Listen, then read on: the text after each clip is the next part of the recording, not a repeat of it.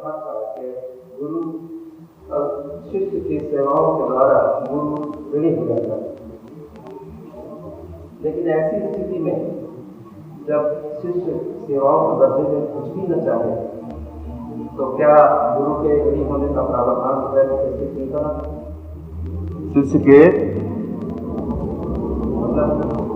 अगर शिष्य कुछ भी नहीं चाहे, उस स्थिति में गुरु के ऋणी होने का प्रावधान क्या नहीं होना?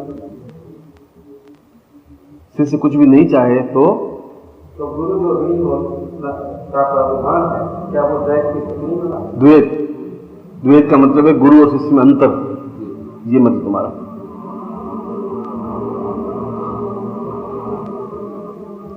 मैंने पिछले प्रवचन में ये प्रश्न उठाया था कि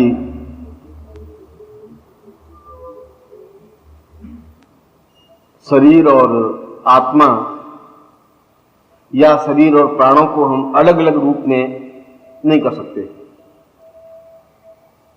बिना शरीर के प्राणों की कल्पना नहीं हो सकती और बिना प्राणों के शरीर की कल्पना नहीं हो सकती। वे एक दूसरे के पूरक हैं।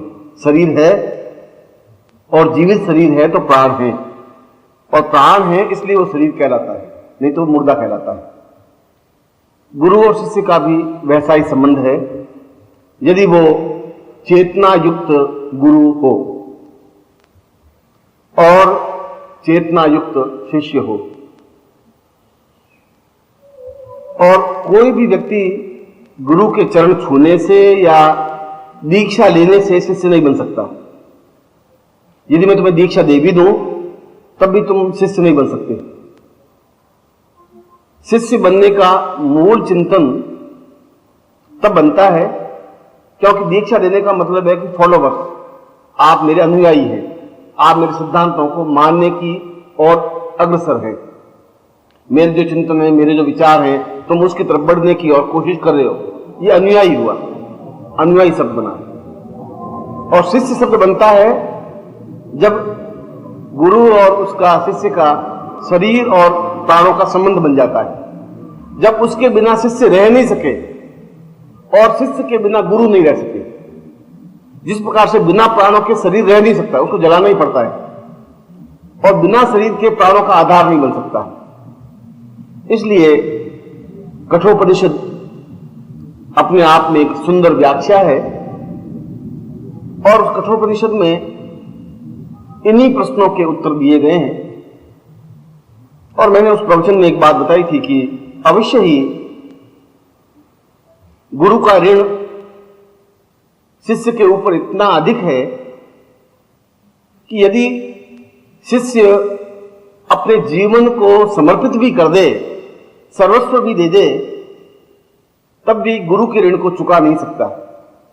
इस शब्द को कहने से पहले मैंने गुरु और शिष्य की परिभाषा व्यक्त की है, अनुयायी या गुरु की परिभाषा नहीं दी है।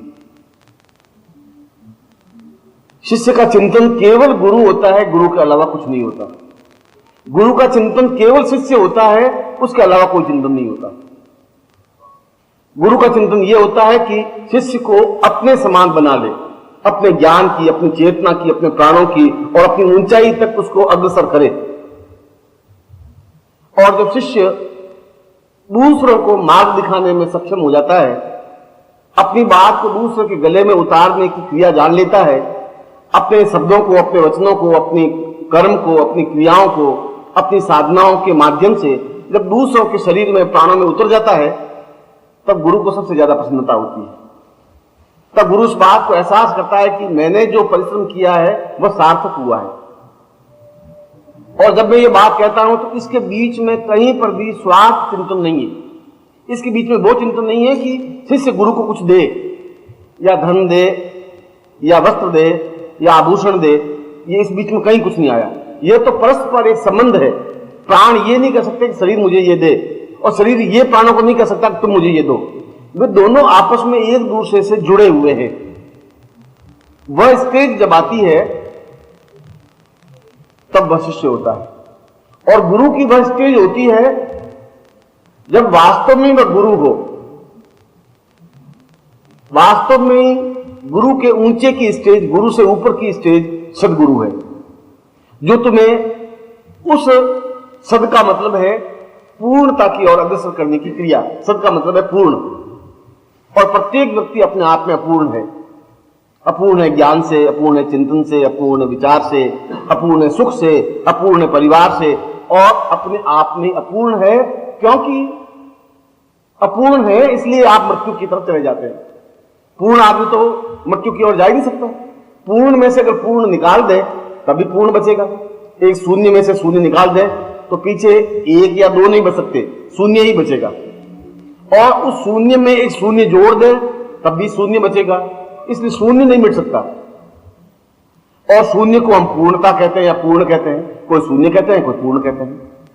इसलिए पूर्ण मिट नहीं सकता, और जो मिट जाता है, जो मर जाता है, जो समाप्त हो जाता है, जो शमशान की ओर जा सकता है, जो पूर्ण नहीं बन सकता। इसलिए जो उस रास्ते पर नहीं जाता, रुक जाता है, पैदा होते ही व्यक्ति मृत्यु की ओर ही जाता है, यह स्वाभाविक क्रिया है। मगर कुछ व्यक्तित्व ऐसे होते हैं जो बीच में रुक जाते हैं, और वे रुक जाते हैं उस समय जब बीच में कहीं सदगुरु मिल जाए। गुरु तो मिल जाएंगे, गुरु तुम्हें मिल जाएंगे हरिद्वार में, गुरु तुम्हें मिल जाएंगे मथुरा में, वृंदावन में, कई जगह गुरु मिल जाएंगे, और कई बार तुम नहीं भी ढूंढोगे तब भी गुरु मिल जाएंगे। मगर सदगुरु नहीं मिल सकता, क्योंकि सदगुरु आत्मा और प्राणों का पूर्ण रूप से संबंध स्थापित करने वाला हो, वह गुरु है। अगर गुरु खुद स्वार्थी है, गुरु खुद कुछ लेने की इच्छा रखता है, गुरु कुछ पाने की क्रिया करता है, तो वह गुरु तो बन सकता है, उसको हम गुरु कह सकते हैं, मगर वो सदगुरु नहीं हो सकता। सदगुरु तो खुद ही अगर लेने की इच्छा रखेगा तो फिर वो दे भी क्या सकेगा। जब मैं तुमसे कुछ भिक्षा मांगने की कल्पना करूंगा कि तुम मुझे पैर दबाओगे, तो मेरे चरण धोओगे, तो फिर मैं गुरु बने क्या? क्योंकि इच्छा ही जब मैं खत्म नहीं हुई तो मैं पूर्ण बन ही नहीं सकता। जब मैं पूर्ण नहीं हूं तो मैं तुम्हें पूर्ण नहीं बना सकता। इसलिए वस्त्रों को या शरीर के चिंतन को या शरीर के ढांचे को देख करके हम गुरु को नहीं पहचान सकते। सदगुरु की पहचान वह है कि जो अत्यंत सरल और सामान्य जीवन व्यतीत करने वाला हो। सामान्य का मतलब है फकीर नहीं। वह अगर मखमली गद्दे पर सुलाए हुआ तो नींद ले सकता है, और यदि दूसरे दिन उसको बिल्कुल टाट पर सुला दे तभी उसी मस्ती के साथ नींद ले सकता है। यह उसके जीवन का एक चिंतन है। वहां पर भी वह उतना ही सुखी है, वहां पर भी वह उतना ही सुखी है। यदि किसी ने 5,000 रुपए दे दिए तभी वह सुखी है, और यदि किसी ने कुछ नहीं दिया है तब भी उसके मन में उसके प्रति कुछ आक्रोश नहीं है। ऐसा व्यक्ति सदगुरु बन सकता है। इसलिए ये नहीं शिष्य की कसौटियां हैं। कठोपनिषद कहता है कि शिष्य से भी गुरु बनना बहुत कठिन है, और गुरु जो स्वयं पूर्ण हो। और पूर्ण की परिभाषा में कठोपनिषद ने कहा है, पूर्णत्वमेव गुरुतम सहिताम सदैवम सवे वर्णम बदता सहितम शरीरम। गुरु को, सदगुरु को पहचानने की 3 क्रियाएं हैं। हम किस तरीके से सदगुरु को पहचाने, गुरु और सदगुरु में अंतर कैसे करें? आम शिष्य ऐसा नहीं कर सकता, क्योंकि नकली चीज बहुत ज्यादा चमकती है। अगर सोने को रख दीजिए और एक पीतल पर सोने का झोल चढ़ाए हुए रख दीजिए, वो ज्यादा चमकेगा। नकली जो हीरे बनते हैं वो असली हीरो से बहुत ज्यादा प्रकाश देने वाले होते हैं।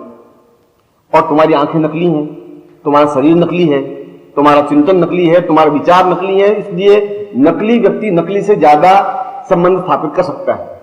इसलिए तुम उस गुरु के मोह पास में जल्दी फंस जाते हो जो केवल याचक वृत्ति वाला है, या जिसको मैं कई बार प्रवचनों में भिक्षुक कहता हूं। वे भीख मांगने वाले हैं, भिक्षुक हैं, वे गुरु बन ही नहीं सकते। वे गुरु शब्द को शर्मिंदा करते हैं। इसलिए वह गुरु अगर तुम्हारे प्रारब्ध में कहीं बीच में मिल जाए, उस तुम्हारी यात्रा में, जो यात्रा जन्म से मृत्यु की ओर है, उस रास्ता पर तुम जा रहे हो, और ये जरूर नहीं है कि ऐसा सदगुरु तुम्हारे पिता को मिल जाए, ये कोई जरूर नहीं है। ये भी जरूर नहीं तुम्हारे दादाजी को मिल गए हो या परदादा को मिल गए हो, ऐसा कोई जरूर नहीं है। नहीं भी मिले, हो सकता है तुम्हारे जीवन में भी नहीं मिले, हो सकता है तुम्हारे जीवन में मिले और तुम नहीं पहचान सको, और हो सकता है तुम्हारे प्रारब्ध इतने फूटे हुए हो कि वो मिल भी जाए तो तुम पास में से निकल जाओ। उसमें कुछ भी हो सकता है। मगर उस कठोपनिषद में कहा है कि सदगुरु की पहचान की 3 स्थितियां हैं, और वह स्थितियां हैं कि वह अत्यंत उच्च कोटि का जीवन जी सकता है, अत्यंत सामान्य स्थिति में भी आनंदप्रद रह सकता है। राजा के महल में उसी मस्ती के साथ सो सकता है और 24 तरह के पकवानों को भी खाकर के तृप्ति महसूस कर सकता है। मगर ठीक शाम को उस झोंपड़ी में भी उसी आनंद के साथ सो सकता है और साग रोटी को खाकर के उतनी तृप्ति महसूस कर सकता है। दूसरा, उस गुरु की और सदगुरु की पहचान के बारे में कठोपनिषद स्पष्ट करता है कि जिसके शब्दों में कुछ प्रभाव हो, जिसके सामने शब्द नृत्य करते हो, वह बोले नहीं, शब्द, और शब्द को शक्ति कहा गया है, अभिधा लक्षणा व्यंजना, शब्द अपने आप में शक्ति है, उस शक्ति का वो स्वामी हो और वे सब उसके सामने नृत्य करते हो, जिस शब्द को वो ले, पकड़े और व्यक्त करे, उसके लिए शब्दों का न्यूनता नहीं रहती। और जब नृत्य करते हैं तो वो उन शब्दों के माध्यम से अपनी बात को सामने वाले के गले में उतार देता है, हृदय में उतार देता है, प्राणों में उतार देता है और सामने वाला एकदम साथ रोक करके सुनता ही रहता है, एहसास करता है कि कुछ नवीन चीज मिल रही है, कुछ नवीन चिंतन है, कुछ नवीन व्याख्या है, कुछ ऐसा है जो और कहीं प्राप्त नहीं हो रहा है। जो शब्दों पर पूर्ण रूप से अधिकार रखता हो, ऐसा अधिकार नेता भी रखता है। अगर नेता भी बहुत सुंदर भाषण देता है मगर वह हृदय में नहीं उतरता, वह दिमाग में उतरता है, वह कहता है कि मैं 5 साल में ऐसा कर दूंगा, शब्दों का जादूगर तो वह भी है, वो भी 1.5 घंटे भाषण देता है और भाषण इतना कि सुनते हैं लोग, मगर वे हृदय में नहीं उतरते शब्द, वे दिमाग में उतरते हैं। वे दिमाग सोचते हैं कि हो सकता है कि ये नल लगा देगा और सड़कें ठीक करवा देगा और ये अब मेरा ये काम है भी करवा देगा। ये सब मस्तिष्क के काम है। जो हृदय में अपने शब्दों को उतार सके, ये बहुत कठिन क्रिया है, इसलिए उसके माध्यम से उस गुरु को पहचान सकते हैं। और तीसरा सदगुरु की पहचान यह है कि वह तुम्हारे अत्यंत समीपता तुम अनुभव कर सको। वह हिमालय कोई काम का नहीं है। अगर हिमालय में हम जा नहीं सके, वह हिमालय क्या काम का है? उसकी अपेक्षा वो पहाड़ी हमारे लिए ज्यादा वैल्यूबल है, जिस पर हम चढ़ तो सके। वह गंगा क्या काम की जहां हम जा ही नहीं सके। इसलिए वो गुरु जो महीने भर में तुम्हें एक बार झांकी दे और तुम्हें मिले ही नहीं। मां आनंदमयी महीने में एक बार बाहर निकलती थी, 2 मिनट में झांकी देती थी और बंद हो जाती थी। मैं सोचता हूं कि ऐसा तो सदगुरु नहीं हो सकते। नाथ द्वारा में श्रीनाथ जी का मंदिर है, पट बंद कर देते हैं, 1 सेकंड झांकी देते हैं, फिर पट बंद कर देते हैं। ऐसे तो भगवान नहीं बन सकते। ये पुजारियों ने भगवान को जबरदस्ती बंद कर दिया है। वो भगवान कैसे, जिनके हम देख करके तृप्ति अनुभव नहीं कर सके। हमारी तृप्ति हो ही नहीं, तुम पढ़ के बंद कर दो। वो गुरु कैसा जो तुम्हारे समीपता अनुभव ही नहीं कर सके, जिनके पास हमारे हर क्षण हमारे दिमाग में प्रश्न बनेंगे, हर क्षण उत्तर देने वाला हमारे पास होना चाहिए, जो हमारे सुख में, दुख में, हमारे चिंतन में, विचार में अनुरूपता महसूस करता हो, जो तुम्हारे परिवार का एक सहायक हो, मार्गदर्शक हो, एक गुरु हो, एक पिता हो, एक चिंतक हो और तुम्हारे दुख में उतना ही दुखी हो, तुम्हारे सुख में उतनी प्रसन्नता अनुभव कर सके। और जब ऐसी स्थिति बनती है तो गुरु और शिष्य का संबंध शरीर और प्राणों का बन जाता है। और बन जाता है तो उस प्राणों को शरीर से अलग कर नहीं सकते, कर सकते हैं साधना के माध्यम से, मगर शरीर उसमें बहुत तड़पता है। कहते हैं कि तुम मेरे प्राण स्वरूप हो, तुम जाते हो तुम्हें बहुत बेचैनी आती है, जो तुम्हारी याद आती है तो मन बहुत बेचैन हो जाता है। जो अत्यंत प्रिय होता है, हम उससे जब दूर जाते हैं तब बड़ा ही एक छटपटाहट से महसूस होती है, इसलिए कि प्राणों का कुछ हिस्सा दूर बैठा है। और यह छटपटाहट शिष्य में बने, ये गुरु की ड्यूटी है। यह शिष्य में छटपटाहट बने, यह शिष्य का गौरव है, क्योंकि यह छटपटाहट उस जीवन की पूर्णता की ओर अग्रसर कर सकता है। क्योंकि इस छटपटाहट में स्वार्थ नहीं है। इस छटपटाहट में तुम्हारा उस गुरु से कोई शरीर का संबंध नहीं है। मैं कई बार कह चुका हूं, मैं तुम्हारा कुछ संबंध नहीं, तुम्हारा मेरा, मैं तुम्हारा बेटा नहीं हूं, मैं तुम्हारा बाप नहीं हूं, मैंने तुम्हें पैदा किया नहीं शरीर से, मैं तुम्हारा भाई भी नहीं हूं, मैं तुम्हारी बहन भी नहीं हूं, मैं तुम्हारी बहनों भी नहीं हूं, मैं तुम्हारा साला भी नहीं हूं, मैं तुम्हारे परिवार का नहीं हूं, मैं तुम्हारे समाज का नहीं हूं, मैं तुम्हारा संबंधी नहीं हूं, मैं कुछ हूं ही। तुम्हारा शरीरगत संबंध तुम्हारा मेरा है ही नहीं। तुम्हारा मेरा प्राणगत संबंध है, आत्मागत संबंध है। इसलिए तुम मुझे अगर देख नहीं सकोगे तो आत्मा और प्राण से देख सकोगे, शरीर से नहीं देख सकोगे। इस कुर्ते को पहन करके तुम मुझे पहचान भी नहीं सकोगे। और तुम जब तुम्हारे साथ में घूमोगे तो तुम सोचोगे कि गुरु जी बिल्कुल सामान वही है, इनमें क्या है, तुम नहीं पहचान सकोगे, क्योंकि तुम देख रहे हो कि बस स्थूल दृष्टि से शरीर को। और जिस दिन तुम अपने प्राणों से देख लोगे, उस दिन तुम्हें छटपटाहट पैदा होगी। उस दिन मैं 2 घंटे नहीं आऊंगा तो तुम व्याकुल से अनुभव करोगे, गुरु जी आज आए नहीं, गुरु जी को देखा नहीं, सुबह के बाद 2 घंटे हो गए, गुरु जी को देखा नहीं। एक व्याकुलता, एक आतुरता, एक बेचैनी, एक छटपटाहट पैदा हो, यह शिष्य का सबसे बड़ा गौरव है ये शिष्य की सबसे बड़ी उपलब्धि है, ये शिष्य की सबसे बड़ी पूंजी अगर शिष्य है तो। और ऐसी स्थिति में शिष्य गुरु के बिना रह नहीं सकता, और गुरु भी शिष्य के बिना रह नहीं सकता, क्योंकि वह गुरु है, पिता नहीं है, वो भाई नहीं है, कोई संबंधी नहीं है, वह गुरु है। और गुरु का पहला और अंतिम कर्तव्य शिष्य को अपने में पूर्णता देने की क्रिया है। अगर ऐसा नहीं करता तो भिक्षुक है, फिर तो वह तुम्हारी भीख पर, तुम्हारे 5 रुपए पर अपने जीवन यापन करने वाला है। वह तुम हो सकता है कि उसने 5 लाख रुपए इकट्ठे कर लिए हो, धोखे से, छल से, कपट से अपने शिष्यों को मूर्ख बना करके ऐसा कर सकते हैं और करते हैं। मंदिर बनवा देते हैं, एक बहुत अपना आश्रम बना देते हैं और ऐसा करते हैं।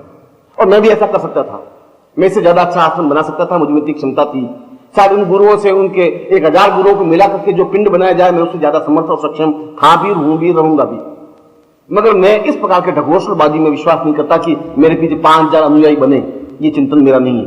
मेरे पीछे 10 भी बने, और 10 भी नहीं, मैं 5 भी बना सकूं, तभी मेरे जीवन की पूर्ण सार्थकता बन सकेगी। क्योंकि पूरे लंबे चौड़े आकाश और फलक में एक ही सूर्य है जो पूरे संसार को प्रकाशित कर सकता है, और 1000 तारे मिलकर के भी उस सूर्य की बराबरी नहीं कर सकते। अगर मैं एक भी सूर्य बना सका तो मैं सोचता हूं कि उन 1000 तारों से ज्यादा श्रेष्ठ करे। वो 1000 तारे क्या काम आएंगे? और लोग उन तारों को सूर्य मानते हैं और ये गर्व से कहते हैं कि हमने 20,000 शिष्यों को खड़ा कर दिया। और जीवन में मुक्ति शब्द बना है, धर्म, अर्थ, काम, मोक्ष। मोक्ष बंधनान इत्येव मुक्ति ही, जो सभी प्रकार के ऋणों से मुक्त हो सके उसकी मुक्ति होती है। मुक्ति का मतलब मृत्यु नहीं, मुक्ति का मतलब को देवलोक में जाने का भी नहीं। मुक्ति का मतलब है कि मन चाह आकार ग्रहण करना, मन चाह रूप धारण करना, मन चाहे स्थिति प्राप्त करना, उसको मुक्ति कहते हैं। तुम्हारा जन्म हुआ, यह कोई अनहोनी घटना नहीं हुई, इसमें कोई विशेषता नहीं है। यह तो मामूली एक स्त्री और पुरुष की क्रिया है कि तुमने जन्म ले लिया, इसमें कोई परिवर्तन नहीं आया। और उस ब्रह्मांड को देखें जो इस लोक से ऊपर के हैं, तो सैकड़ों मृत प्राणी जो मरे हुए हैं, वे आत्माएं भटकती रहती, तड़पती रहती हैं। और वे भटकती इसलिए है कि उनको गर्भ चाहिए और वे किसी गर्भ में प्रवेश चाहती हैं। और उस समय एक आत्मा जो स्वार्थी, झूठ, कपट की एक है, और उस समय एक क्रिया हो रही है गर्भ धारण की, रात्रि का टाइम में गर्भ धारण की क्रिया हो रही है, वो आत्मा पास से वो प्रवेश कर लेती है और तुम्हारा प्रवेश भी ऐसा हो गया। इसलिए कोई विशेष क्रिया नहीं हुई, तुम्हारे अंदर सेलेक्ट करने की क्रिया नहीं है कि तुम जो चाहो वो गर्भ प्राप्त कर सको, वो तुम्हारे पास क्षमता नहीं है।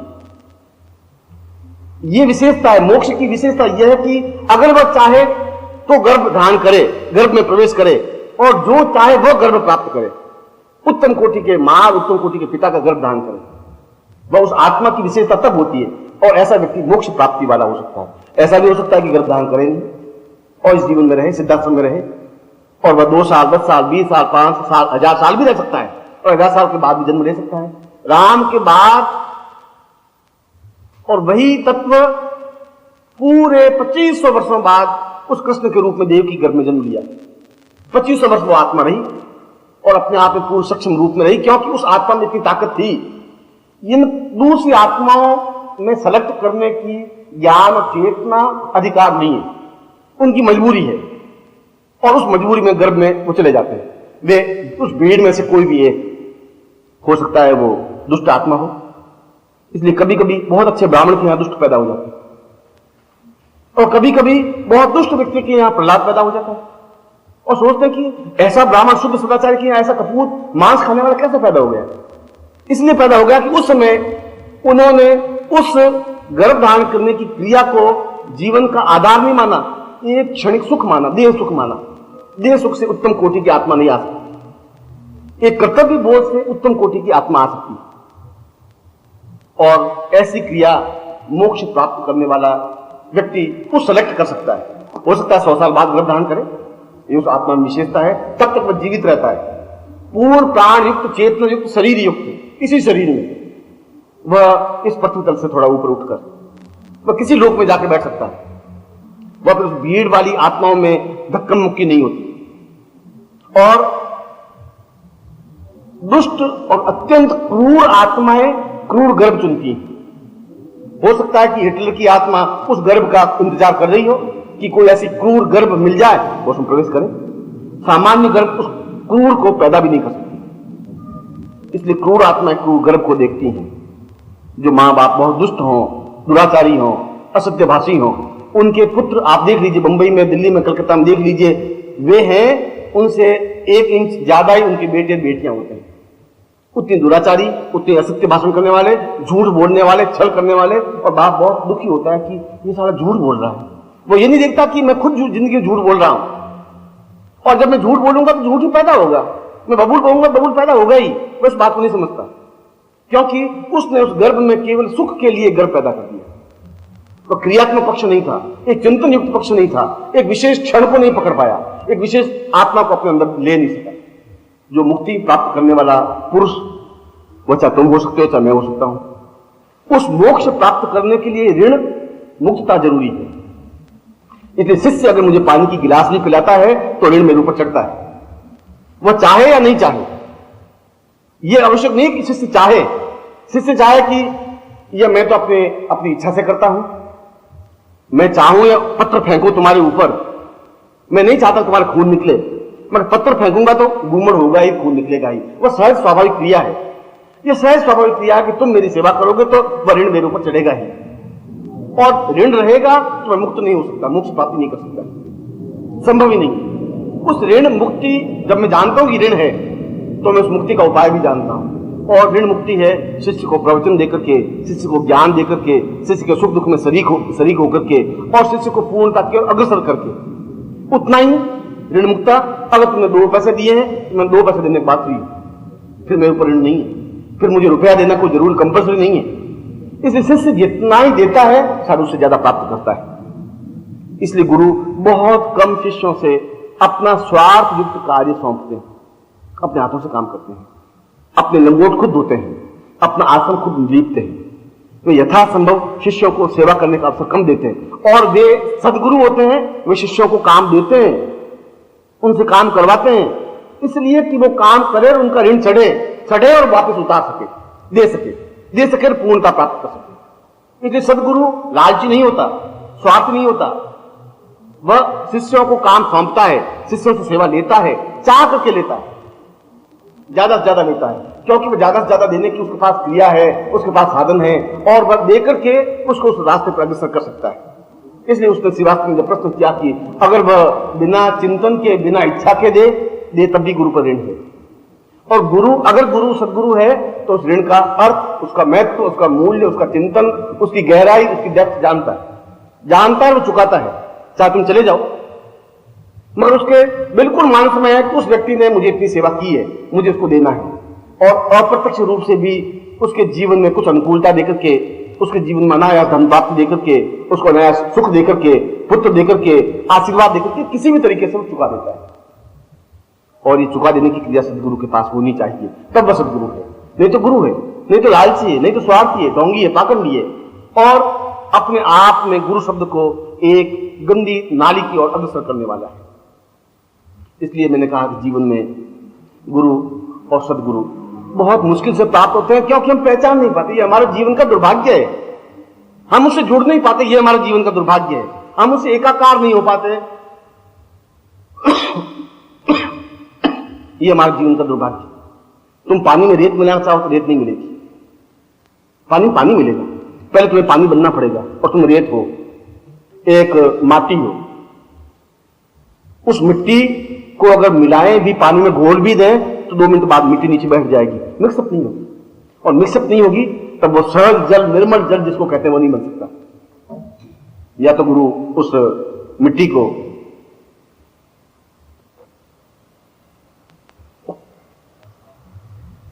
उस मिट्टी जिसका कोई मूल्य नहीं है, जो निरर्थक है, जिसका कोई तत्व चिंतन नहीं है, उस मिट्टी को आकार दे, गुरु दे। दिया बनाए तो थोड़ा सा अंधकार दूर कर सकेगा, तो दिया बनाए, गुरु बनाए, उसको घड़ा बनाए तो बहुत ठंडा जल कम से कम 100 लोगों की प्यास बुझा सकेगा। मगर बनाने के लिए कुम्हार को उस दिए को, उस मिट्टी को तप आंच में तपाना पड़ता है, जलाना पड़ता है उसको, तो दिया बनता है, नहीं बन सकता, नहीं तो कच्चा ही है और गल जाएगा। और जब तक आंच में डाला जाता है उस तप्त आंच झेलनी पड़ती है उस दिए को, और जब झेलता है तो प्रकाश दे सकता है। और मिट्टी का घड़ा उस तप्त आंच को झेलता है तो ठंडा शीतल जल अपने अंदर समेटे हुए दूसरों को पिला सकता है। और कुमार की ड्यूटी है कि उसको आंच में डाले, और सदगुरु की ड्यूटी है कि तुम्हें उस आंच में डाले। भीषणतम तेज गहरी आंच, और तुम तड़फ जाओ, ये क्या गुरु, ये काम ही काम करवाता है, ये क्या गुरु हर समय परेशान करता है। तुम शिष्य नहीं बन सकते, तुम अनुयायी बन सकते हो, तुम ढोंगी बन सकते हो, तुम पाखंडी बन सकते हो, केवल ओटों से गुरु बन सकते हो। वह तुम्हें आंच देना इसलिए चाहता है कि तुम दीपक, तुम घड़ा, तुम श्रेष्ठ बन सको, तुम मिट्टी हो, और हो सकता है कि उसके आगे जाकर तुम निर्मल जल बना सके, सहज प्रवाह गतिशील। हो सकता है कि तुम्हें उस मोक्ष के मार्ग की ओर अग्रसर कर सके, हो सकता है कि तुम्हें उस जगह पहुंचा सके जहां तक तुम्हारी 10 पीढ़ियां 25 पीढ़ियां नहीं पहुंच सकी। और इस क्रिया में कोई समाधि की जरूरत नहीं है, कोई मंत्र की जरूरत नहीं है, कोई साधना की जरूरत नहीं है, कोई माला की जरूरत नहीं है, कोई मंत्र जप की जरूरत नहीं है। यह तो सहज स्वाभाविक क्रिया है, एक समझने की क्रिया है, एक सतत प्रवाह गति है। और इस गति में बाधाएं आएंगी, और शत्रु सैकड़ों होंगे, और उसमें शत्रु होंगे तुम्हारी माँ, तुम्हारे बाप, तुम्हारी पत्नी, तुम्हारा बेटा, तुम्हारा घर। जब तुम यहां हो तो 20 बाप तुम्हारे यहां आकर के तुम्हें ले जाने की कोशिश करेंगे। वो कोशिश करेंगे कि ये चले और वापस उसी नर्क में जाके पड़ जाए जहां हो। इसलिए मैंने कहा तुम्हारे शत्रु कई बन सकते हैं, जो अत्यंत तुम्हारे निकट है वे तुम्हारे घोर शत्रु हैं। तो इस रास्ते पर बिल्कुल चले वेती सतम, निरंतर चलने की क्रिया अकेले चलना पड़ता है, और अकेले चलने में डगमगाने का डर है। मगर तुम्हारे साथ अप्रत्यक्ष रूप से तुम्हारे अंदर गुरु बैठा है जो बिल्कुल मार्गदर्शक है, बिल्कुल तुम्हें देखता है और बराबर वो देखता रहता है कि इसमें आंच झेलने की शक्ति है भी कि नहीं, और अभी आंच झेल भी नहीं पाएगा, आगे दिया बन भी नहीं सकेगा, टूट जाएगा, बिखर जाएगा। अभी इसमें एकदम कसमसाहट झेलने की शक्ति नहीं, तो आगे जाके करेगा भी क्या। इसलिए वह तुम्हें हर बार परखता है, और हर बार परखने में तुम्हारे मन की गहराइयों को भी समझता है। जब तुम्हारे परिवार वाले आते हैं तो कहते हैं गुरु जी ले जाना, ले जाओ। मैं तो एक सेकंड भी नहीं, तुम शायद इस बात की विश्वास करने वाले हो। शायद मेरे कहते जो ही वो कहता है कि मैं अपने लड़के को ले जाऊँ, तुम ले जाओ। मैं सोचता हूँ चलो चिंता में थी, मैं नहीं कहता नहीं तुम मत ले जाओ। अगर ऐसा गुरु नहीं, हरिद्वार में जाइए तो कहते मैं ले जाऊंगा, क्यों ले जाते हो, मैं सिखा रहा हूँ इसको, कुछ साधना सिखा रहा हूँ, ये 2 साल बहुत योग्य बनेगा, तुम नहीं समझते, तुम रह दो, और तुम्हें 100-200 रुपये मैं भिजवाता हूँ, तुम चिंता मत करो। गुरु तो ऐसा करता है। और मैं कहता हूँ नहीं तुम ले जाओ, वो कहते शाम को मैं तुम इसी गाड़ी में जाओ, तुम जाओ बेटा, तुम जाओ। मगर तुम में शायद कुछ अच्छे संस्कार हैं, शायद मेरी प्राणों की ऊर्जा तुम में कुछ पहुंची है, और तुम डट के खड़े हो। वो आते हैं और फिर भी तुम डट के खड़े हो सकते हो, उनके सामने खड़े हो तो मैं नहीं जाना चाहता, क्योंकि वहां तुम्हें सुविधाएं ज्यादा है निश्चित रूप से।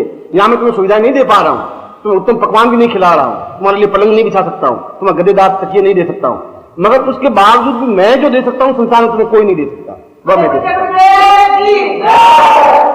और इस रास्ते पर मैं तुम्हें चलाने में सक्षम हूं। इसलिए तुम्हारा प्रत्येक कार्य मेरे ऊपर ऋण है, और उस ऋण को चुकाने की मुझे पूर्ण क्षमता है, और मैं तुमसे पूरा प्रयत्न करता हूं। एक एक क्षण का हिसाब मेरे डायरी में लिखा हुआ है तुम्हारे प्रत्येक व्यक्ति का, और एक एक क्षण का मूल्य मैं दुगना चुकाता हूं, जिससे कि जिंदगी में भूल चूक में ब्याज का कोई हिस्सा बाकी नहीं रह जाए। क्योंकि मैं मुक्ति का मार्ग जानता हूं, मैं इस मोक्ष का मार्ग जानता हूं, मैं सिद्धाश्रम में जा चुका हूं, देख चुका हूं, और जिस क्षण जब चाहूं जा सकता हूं, क्योंकि मैं ऋण अपने ऊपर रखता ही नहीं, और ऋणी व्यक्ति जा ही नहीं सकता। ऋणी व्यक्ति तो सीधा आदमी हाथ पकड़ेगा कि मेरा कर्जा कहां है, मैंने जो पैसे दिए उसको चुका, बाद में जा। ऐसा शहर नहीं छोड़ सकता। इस शहर को छोड़ने के लिए मैं तुम्हें दिए, उसका ब्याज इतना बना है, वो छोड़ नहीं सकता शहर। मैं जा नहीं सकता सिद्धाश्रम अगर तुम्हारा ऋण मेरे ऊपर है, और मैं बराबर तुम्हें चुकाता हूं। ये अलग बात है कि तुम उस मूल्य का, उस महत्व अर्थ समझ नहीं सकते। तुम उस आंच को आंच समझ लो, ये तुम्हारी न्यूनता है, कमी है। तुम्हें तो ये होना चाहिए कि गुरुदेव मुझे और आंच दीजिए, इतनी तेज, इतना दुख, इतनी वेदना, इतना कष्ट दीजिए कि मैं कुंदन बन सकूं, ये सोना बन सकूं, ऐसा सोना कि मैं देवताओं के मुकुट बन सकूं, देवताओं के सिर पे खड़ा हो सकूं। और मैं चाहता हूं कि तुम उस जगह पहुंच सको, चाहता हूं कि तुम जो तुम्हारी पीढ़ियां नहीं कर सकी वह तुम कर सको। मैं चाहता हूं कि तुम जीवन में सूर्य की तरह देदीप्यमान हो सको, प्रकाश दे सको, चेतना दे सको, और मैं तुम्हें ऐसा ही आशीर्वाद दे रहा हूं। और मेरा पूर्ण हृदय से आशीर्वाद है कि तुम जीवन में सफलता और पूर्णता प्राप्त कर सको।